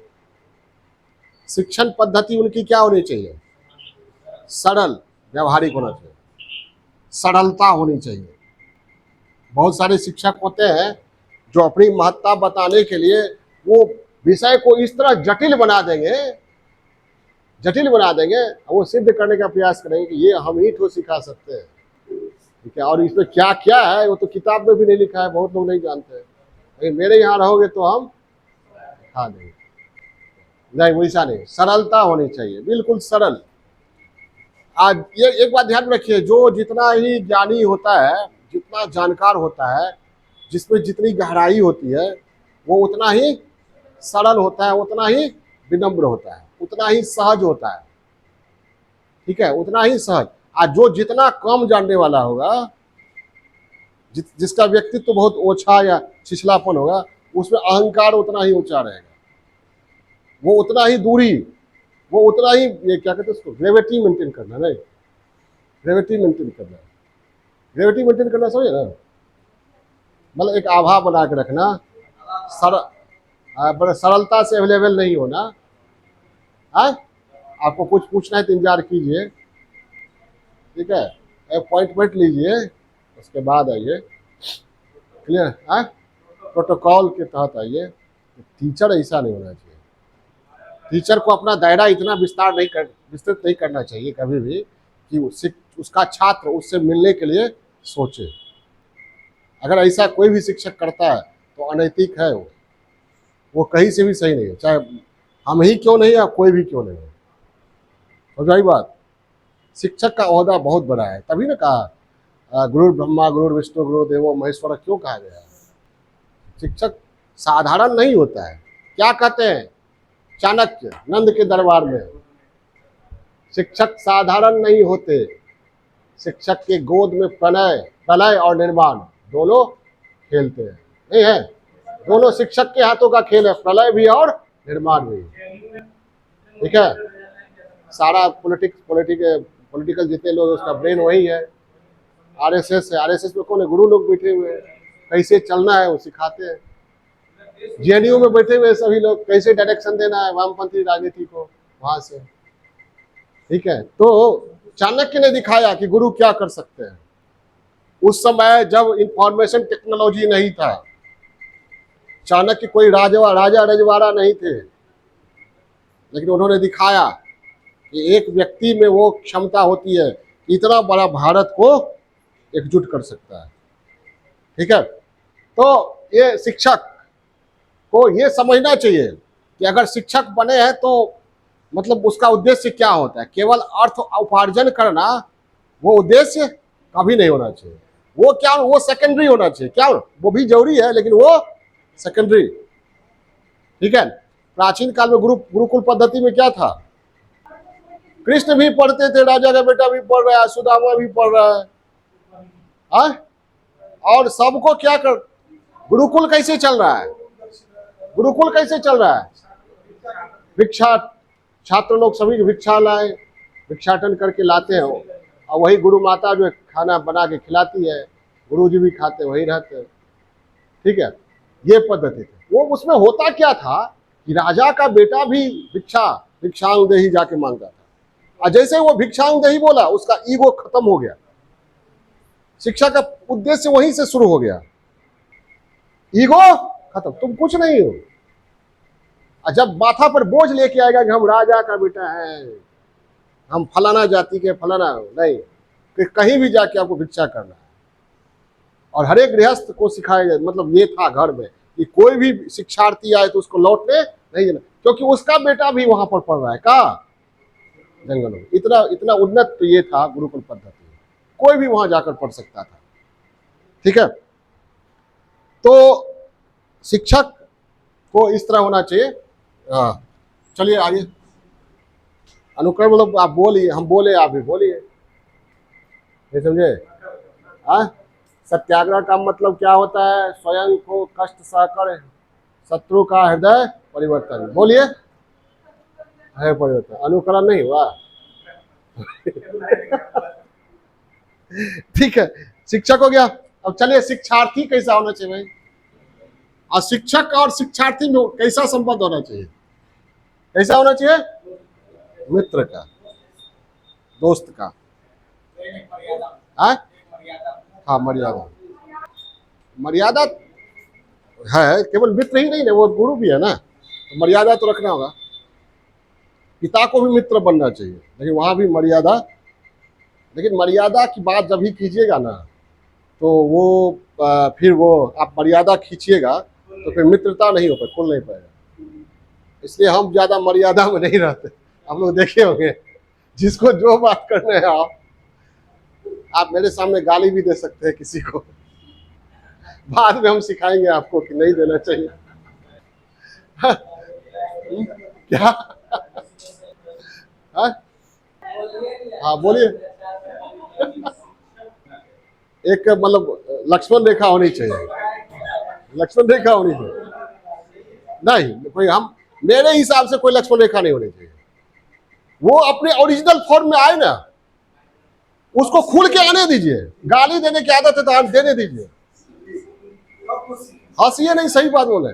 जो करने की आदत है वो करे, ठीक है। हम ऐसा करते हैं, वैसा करते हैं, खूब बोले हो, तभी तो हम जानेंगे इसमें क्या कमजोरी है, इसकी क्या ताकत है। आप लोगों को लगता है जैसे अश्विनी करे, सर आप इतने कमजोर क्यों है? हम समझते हैं ना हमको क्या करना है, अच्छी तरह समझते हैं। तुम खुल के सामने आओगे तब ना हम तुम्हारी कमजोरी समझेंगे, उसको दूर करने का प्रयास करेंगे। और हम प्रयास करते हैं, तो आप लोग को अनुभव नहीं रहता होगा, लेकिन हम प्रयास करते हैं। लेकिन प्रयास इस तरह करना है कि आपको एहसास नहीं हो और आपको सुधार भी हो जाए। उपदेश से सुधार नहीं होता है, खाली उपदेश देने से तुम गलत किए हो, धीरे धीरे होता है। कोई भी काम धीरे धीरे जितना होता है ना, धीमी आंच में भोजन कैसा बनता है, स्वादिष्ट। एक एक टाइट कर देता, अब कह दे तुम निकलो क्लास से बाहर, कल से नजर नहीं आना चाहिए क्लास में। पहले मेरा एटीट्यूड यही था, एकदम शुरुआत में पहले एटीट्यूड यही था। और किताब कभी कभी तो किसी का कॉपी अगर सही नहीं लिखा हुआ, बहुत दो एसडीएम और मान गया विद्यार्थी, और वो कहता है हमको खुद याद नहीं है, लेकिन याद आता है कि ये फेंक देते थे, हम कॉपी फेंक देते थे उठा, क्या लिख कर लाए हो। वो तब में और अब में उसका ये ऐसा क्यों हुआ? क्योंकि पढ़ने के क्रम में हम भी पढ़ाए, और धीरे धीरे धीरे मेरे में भी सुधार हुआ, ठीक है। इसलिए पढ़ाने में मन लगता है, उसमें मेरे में भी सुधार होता है। और एक मान लीजिए आप नौकरी में गए तो सुधार होने की कोई संभावना, जिस व्यक्तित्व के साथ गए उसी व्यक्तित्व के साथ रिटायर हो गए। थोड़ा बहुत नॉलेज हो गया, लेकिन नॉलेज ज़्यादा, ईगो ज़्यादा होता है, सहजता रहती ही नहीं है, सरलता रहती ही नहीं है, ठीक है। तो ये हो गया शिक्षक। अब कभी मत कहिएगा कि दायरा होनी चाहिए, वो तो कहते हैं बाप बेटा में भी दायरा नहीं होना चाहिए, भाई भाई में भी नहीं होना चाहिए, माँ बाप बेटी में। यही दायरा के कारण तो श्रद्धा का 35 टुकड़ा हो गया, यही दायरा के कारण लड़की भाग जाती है बिना बताए, शादी के रात में भाग जाती है, नहीं समझे? उसको डर लगता है कि अगर कहे हमको बाप मार देंगे, पिताजी मार देंगे, माँ मार देंगे। नहीं, माँ बाप का प्रेम ऐसा बंधन होता है ना कि लड़की भाग ही नहीं सकती है, बेटा कुछ गलत कर ही नहीं सकता है, बशर्ते माँ बाप खुद ठीक हो और समझे, ठीक है। और बेटे का बेटी का प्रेम भी इतना मजबूत होता है और इतना असरदार होता है कि माँ बाप उसकी इच्छा के बगैर कुछ कर ही नहीं सकते। समझ आई बात? कितना भी बाप और माँ आपको लगता होगा माता पिता बहुत टाइट है, ये वो टाइट नहीं, जो भी है सब आपके लिए है। किसके लिए है? और प्रेम तो माँ बाप का अनंत होता, अथाह होता है अपने बच्चों के प्रति, चाहे कोई भी माँ बाप हो, अथाह प्रेम होता है। आप उसको समझ नहीं पाते, वो अपने हिसाब से कहने लगते कि तुम ऐसे मत करो, वैसे मत करो, प्रेम तो है। अब उस प्रेम को जगाना है, विद्रोह नहीं करना है। क्या करना है? कोऑर्डिनेशन करना है, ठीक है। यही सब समझाना तो शिक्षक का काम है। तो शिक्षार्थी कैसा होना चाहिए भाई? जब कोई रेखा नहीं है तो आपका समर्पण होना चाहिए ना, है? समर्पण होना चाहिए। समर्पण मतलब कुछ भी छिपाइए नहीं, जो मन में आए बोले। तब हम बताएंगे कि क्या सही है, क्या ये है। क्या शिक्षार्थी को कैसा होना चाहिए? सबसे पहले जो परंपरागत हमारे यहाँ है, अल्पाहारी, गृह त्यागी, स्वान निद्रा, काग चेष्टा, बको ध्यानम, ये तो होना चाहिए। आज भी रिलेवेंट है भैया। अब इस पर जो खूब निकाले, जो भी सोशल मीडिया पर या बहुत लोग निकालते, ऐसा नहीं है, नहीं नहीं, ये बहुत जोड़ी आज भी। अल्पाहारी, कम खाना खाइएगा, पढ़ने में बढ़िया लगेगा, और देह में फुर्ती रहती, शरीर में नहीं रहती फुर्ती, खूब ठूस लीजिएगा,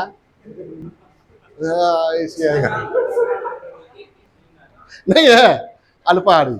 और गृह त्यागी, पढ़ रहे हैं, पिताजी आज डांट दिए बहुत, अब भैया को डांटे नहीं कि हमको खूब डांट दिए, भाभी आज क्या क्या बोल दी, माँ को ऐसा नहीं बोलना चाहिए, ठीक है। बुआ आज कैसे बोल दी, मामा कैसे बोल दिए, चाचा कैसे बोल दिए।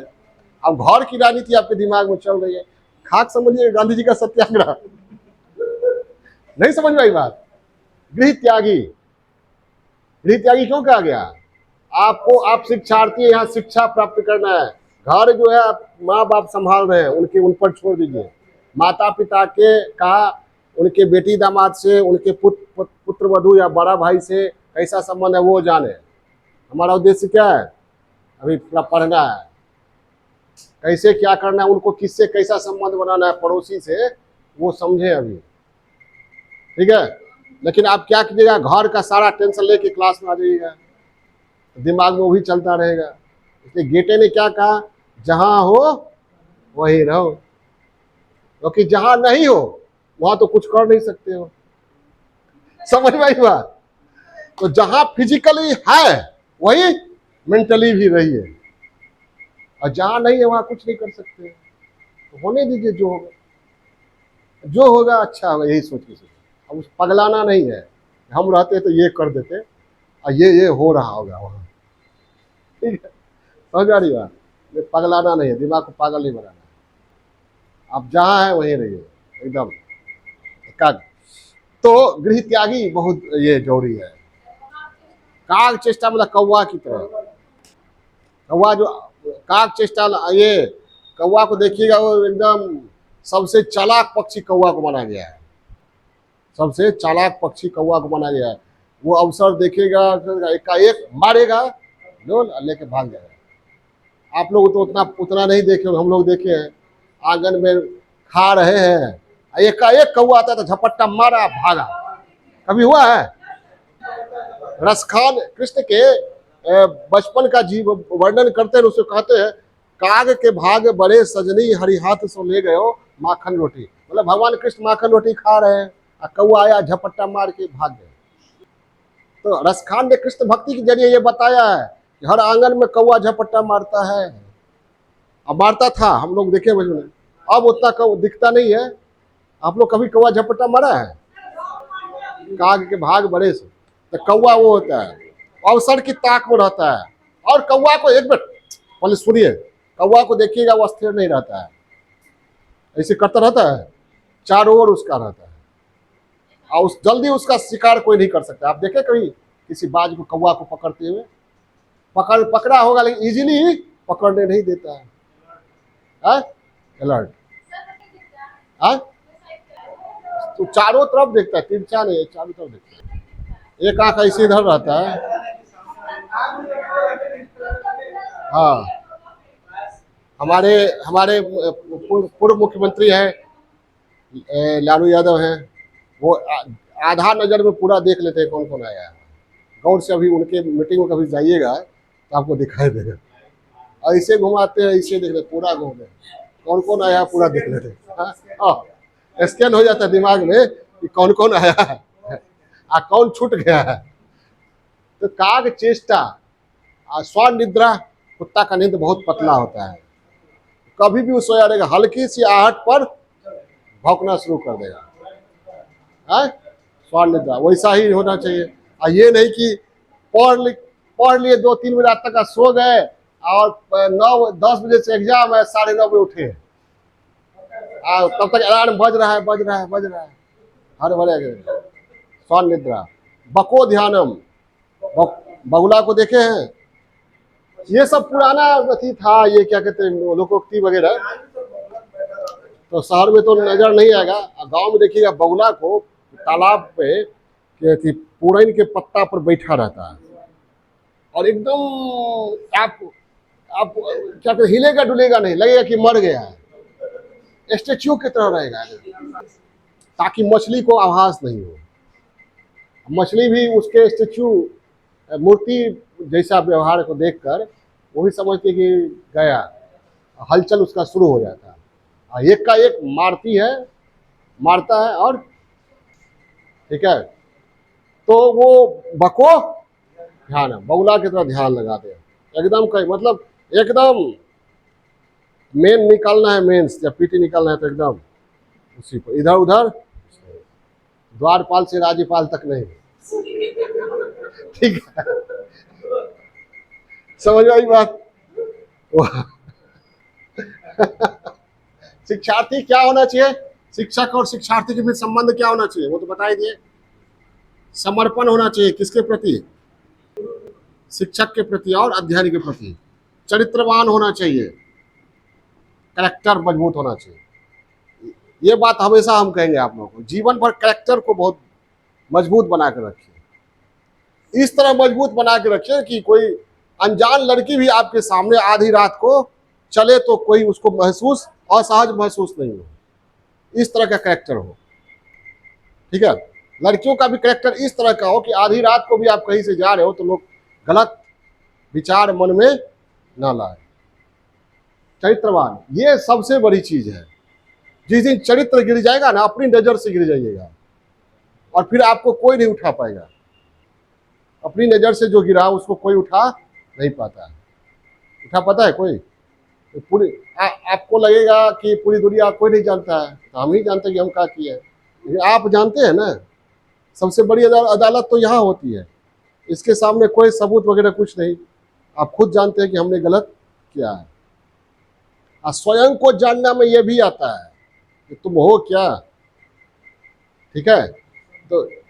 तो इसे कहा गया है, money is lost, nothing lost, wealth is lost, something lost, character is lost, everything lost. बिल्कुल सही कहा गया है। अब इसमें कोई किंतु परंतु कुछ नहीं। बहुत लोग तर्क देते हैं बहुत तरह का, बस सब बेतुका बात है, ठीक है। एक कैरेक्टर जितना मजबूत रहेगा आपको बहुत ही उतना ही संतोष मिलेगा और जीवन उतना ही सरल होगा, जटिल नहीं होगा। तो चरित्रवान होना चाहिए। क्या होना चाहिए? चरित्रवान होना चाहिए। ब्रह्मचर्य का पालन करना चाहिए, ब्रह्मचर्य का पालन करना चाहिए। शिक्षार्थी है, शिक्षा ग्रहण कीजिए, ठीक है। और लोग शिक्षा ग्रहण करने से ज्यादा सोचने लगते हैं, अमुक लड़की है या अमुक लड़का है उसके साथ घर बसाएंगे तो कैसा होगा, ठीक है। उस पर चिंतन शुरू कर देते हैं। तो मुख्य उद्देश्य क्या होता है, हो जाता है तो पीछे पड़ जाता है, और जो गौण उद्देश्य है वो सामने आ जाता है। अंत में दुविधा में दोनों गए, माया मिली ना राम, ठीक है। कुछ लोग बहुत खुशकिस्मत थे। एक कहानी सुनाते हैं, ये हर एक लड़के युवा के ये जीवन की कहानी है, भटके हुए युवा की। कुछ लोग बहुत खुशकिस्मत थे जो इश्क को काम समझते थे, नहीं समझे? कुछ लोग बहुत खुशकिस्मत थे जो इश्क को काम समझते थे, मतलब उसका काम केवल क्या था, मोहब्बत करना, इश्क करना, उसी में अपना दिन रात दबाया। कुछ लोग बहुत खुशकिस्मत थे जो काम से आशिकी करते थे, मतलब उसको इश्क से मतलब था, काम ही उसका मोहब्बत था, जो उसको काम मिला है, समझ गए। वे लोग बहुत खुशकिस्मत थे जो इश्क को काम समझते थे, वे लोग बहुत खुशकिस्मत थे जो काम से आशिकी करते थे। दोनों का विजन क्लियर, ठीक है। तो दोनों का विजन क्लियर है। हम जीते जी महरूम रहे, कुछ इश्क किया कुछ काम किया। बहुत बढ़िया लाइन है। फैज अहमद फैज का है जो पाकिस्तान चले गए। हम जीते जी महरूम रहे, कुछ इश्क किया कुछ काम किया। कभी इश्क काम के आड़े आता रहा, नहीं समझे, और कभी काम से आशिक इश्क उलझता रहा। आखिर तक आकर हमने दोनों को अधूरा छोड़ दिया, दोनों को अधूरा छोड़ दिया। समझ आई बात? तो ये अधूरा छोड़िए मत, ठीक है। फैज अहमद फैज को बताने वाला कोई नहीं था, उन्होंने अधूरा छोड़ा। आप हाँ जी, लास्ट में ना इसकी आने काम ना, वही तो गए। आखिर तक आकर हमने दोनों को अधूरा छोड़ दिया, ठीक है। चलिए आगे बढ़ते हैं। हाँ सर, ब्रह्मचर्य मतलब हुआ कि वो, सुनिए इधर, ब्रह्मचर्य का मतलब हुआ जैसे हमारे ये अविवाहित जीवन जीना, ठीक है। जैसे हमारे प्राचीन काल में था ना, जीवन को 4 भागों में बांटा गया, 4 आश्रम में। ब्रह्मचर्य आश्रम आरंभ से लेकर 24 वर्ष तक ब्रह्मचर्य आश्रम हुआ। उसके बाद 24 वर्ष में वो शिक्षा समाप्त हो जाते थे, तब ये गुरुकुल छूट जाता था, लोग आते थे कहाँ, परिवार में। अब उसका उपनयन संस्कार होता था, वो गृहस्थ बन गया। तो 24-25 वर्ष से 75 वर्ष तक हो गया गृहस्थ आश्रम। गृहस्थ आश्रम में क्या करना है, विवाह करना है, ठीक है, संतति को जन्म देना है, जीविकोपार्जन करना है, परिवार चलाना है। और 75 से 85 तक वानप्रस्थ, मतलब संसार में रहना है, गांव घर में रहना है, लेकिन एकदम निर्लिप्त रहना है। और जब 75 साल का हो गए तब घर बार छोड़ दीजिए, संन्यास धारण कर लीजिए। चिंतन करना है राष्ट्र और समाज के लिए, ईश्वर के लिए, कि आगे क्या होगा। यहाँ तो ब्रह्मचर्य हुआ मतलब अविवाहित जीवन जीना, ठीक है। सेम ये गांधी जी के नजर में ब्रह्मचर्य का मतलब था कि एक के प्रति समर्पित रहना। क्या? एक के प्रति। गांधी जी का मानना था कि आपको प्रेम करना है तो कीजिए, कोई दिक्कत नहीं है, लेकिन डेली प्रेम को बदलिए नहीं। समझ आई बात? एक के प्रति समर्पित रहना, ये हो गया ब्रह्मचर्य, ठीक है। नहीं बताया कि भेड़ी सबसे नैतिक जानवर भेड़िया होता है, एक मादा और एक नर पूरी जीवन रह जाता है, उसको कौन सिखाया, ठीक है। और इंसान में अगर इंसान को खुला छोड़ दिया जाए तो कहने की बात ही नहीं है।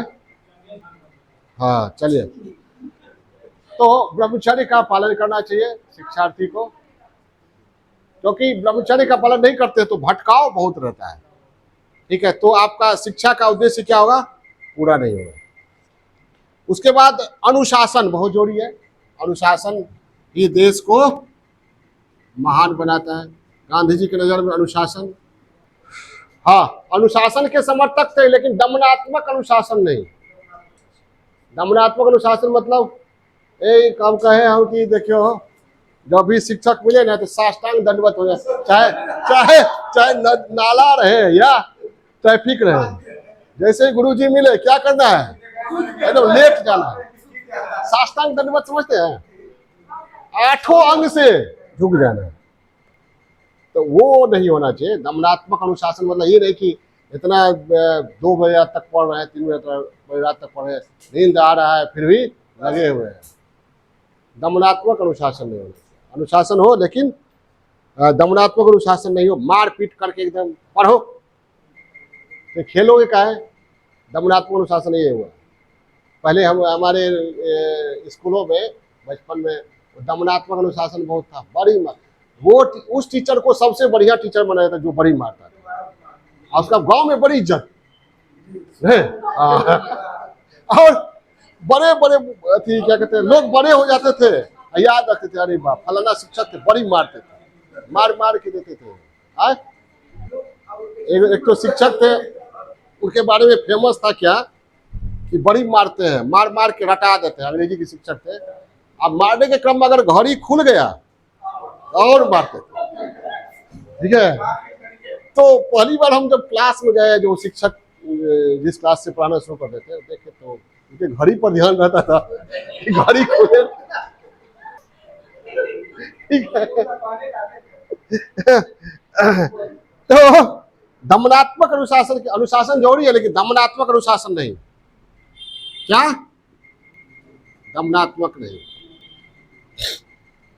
नवा विद्यालय कैसा होना चाहिए? दमनात्मक। विद्यालय केवल वो किताबी कीड़ा बनाने वाला नहीं होना चाहिए स्थान। क्या होना चाहिए वहां? स्पोर्ट्स ग्राउंड होना चाहिए, कल्चरल एक्टिविटी होना चाहिए, स्किल डेवलपमेंट सेंटर होना चाहिए, कौशल विकास, खाली साक्षर नहीं। समझ आई बात? क्या क्या होना चाहिए? कॉम्प्लेक्स हो, नहीं समझे? हाँ, खेल का मैदान होना चाहिए। उसके बाद कल्चरल एक्टिविटी, संगीत, नृत्य, चित्रकला, खुले में ये प्राकृतिक वातावरण में होना चाहिए पढ़ाई, स्किल कौशल विकास केंद्र होना चाहिए। लिख लीजिए, अब जगह नहीं है, हर चीज लिखाना जरूरी है, ठीक है।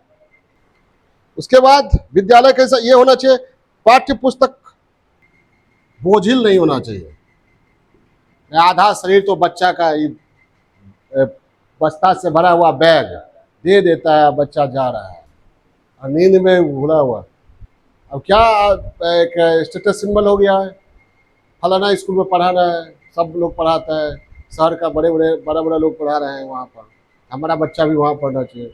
अब बच्चा का विकास हो रहा है, वो नहीं हो रहा है, स्टेटस सिंबल कहने के लिए हो गया, कि हम अपने बच्चा को फलाने स्कूल में पढ़ा रहे हैं। अब वो बच्चा क्या है कि जहाँ उसका घर है, अब आप लोग देखते होंगे शहरों में, तो वो 4-5 किलोमीटर या 10-10 किलोमीटर बस घूम के स्कूल पहुंचता है। स्कूल में छुट्टी होती है तो फिर 5 किलोमीटर 10 किलोमीटर घूम के घर तक आता है। अब वो सवेरे स्कूल पकड़ने के लिए, बस पकड़ने के लिए क्या 4 बजे उठ गया बच्चा, 4:45 बजे उठ गया, पूरा नींद उसका पूरा नहीं हुआ, किसी तरह खाया। माँ बाप भी वो मैगी या पास्ता बना के सैंडविच मार दे देता है, ठीक है, वो चला गया। उसका क्या आत्मिक विकास होगा, मानसिक विकास होगा। तो वो बोझिल नहीं होना चाहिए, एकदम सरल होना चाहिए। 6, 7, 8, 9 साल तक तो कुछ ज्यादा होना ही नहीं चाहिए, सिंपल होना चाहिए। तो अत्यधिक पाठ्य पुस्तकों का अत्यधिक बोझ थोपने के विरोधी थे कौन? गांधी जी। पाठ्य पुस्तकों का अत्यधिक बोझ थोपने के विरोधी थे, क्योंकि आप गौर कीजिएगा कि पहला से लेकर 6ठा 7वां तक 8वां तक जितना बच्चा पढ़ता है वो 1 साल में पढ़ सकता है। असल वो छोड़ दिया जाए ना, 5वां तक कुछ मत पढ़ाइए, सीधे 6ठा। अब लेकिन 5वां क्लास तक 11 साल का होगा ना, 6, 5, 11 होगा ना, तो 11 साल में आप उसको सीधे 6ठा में डाल दीजिए, तब तक ABCD क ख ग तो सीख ही जाएगा ना। एक ही साल में वो इतने 5 साल में जो सिखाया जाता है वो 1 साल में सीख सकता है कि नहीं? जोड़ घटा गुना भाग वगैरह वगैरह सीख सकता है कि नहीं? तो ये गांधी जी का मानना था। यानी गांधी जी क्या थे? शिक्षा के विभिन्न आयामों में चरित्र निर्माण और ये शारीरिक विकास, आत्मिक विकास, मानसिक विकास, ठीक है, विविध पहलुओं की शिक्षा, जीवन से जुड़ी शिक्षा, ठीक है, और ईश्वर, आत्मानुभूति, सभी पहलुओं को शिक्षा के संबंध में सभी पहलुओं पर जोर देते थे। क्लियर है? ठीक है। अंत में स्वदेशी संस्कार और संस्कृति से परिचय। ठीक है, मतलब आप शिक्षार्थी हो, शिक्षा प्राप्त करें तो ऐसा नहीं होना चाहिए कि अपने देश के संस्कार, अपने देश की संस्कृति से आपको नफरत हो जाए। ठीक है, अपनी माता को, अपनी मातृभूमि को, अपने संस्कार को, अपनी संस्कृति को हीन भाव से देखने लगे, ऐसा ना होना चाहिए। हम ये नहीं कह रहे हैं, गांधी जी ये नहीं कहते थे कि हमारी संस्कृति में, संस्कार में सब कुछ जो है सब अच्छा ही है, लेकिन ऐसा नहीं कि सब कुछ बेकार है। तो जो अच्छा है उसको अपनाए रखना चाहिए, उसको आगे बढ़ाना चाहिए, उसको और बेहतर बनाना चाहिए। जो बुरा है उसको छोड़। तो शिक्षा में वो सिखाया जाए, जाति प्रथा ठीक नहीं है, सती प्रथा ठीक नहीं है, अस्पृश्यता ठीक नहीं है, उसको हटा दिया जाए। लेकिन बेहतरीन संस्कार भी है, हमारे बुजुर्गों का सम्मान है, दया है, करुणा है, ठीक है, वसुधैव कुटुंबकम का भाव है, चरित्र निर्माण का भाव है, ठीक है, गुरु शिष्य परंपरा है। गुरु भक्त आरोही का पढ़े ना, एकलव्य का पढ़े, अर्जुन का पढ़े, ठीक है, शिष्य होना चाहिए एकलव्य की तरह, कि द्रोणाचार्य शिक्षा नहीं दिया तो उसका मूर्ति बना करके क्या करने लगा? अभ्यास करने लगा, और अर्जुन से भी बड़ा धनुर्धर बन गया। लेकिन गुरु को द्रोणाचार्य की तरह नहीं होना चाहिए। ठीक है, क्लियर है? तो ये कह सकते हैं कि गांधी जी के विचारों में शिक्षा का उद्देश्य व्यक्ति का समग्र विकास होना चाहिए, न केवल साक्षर बनना, बल्कि समाज, राष्ट्र और संपूर्ण विश्व से जुड़ना और अपना ये आध्यात्मिक उन्नति करना भी। साथ ही आध्यात्मिक उन्नति, स्वयं को जानना, आत्मिक ज्ञान की प्राप्ति करना भी शिक्षा का उद्देश्य होना चाहिए। ओके, ये था गांधी जी का शिक्षा पर विचार।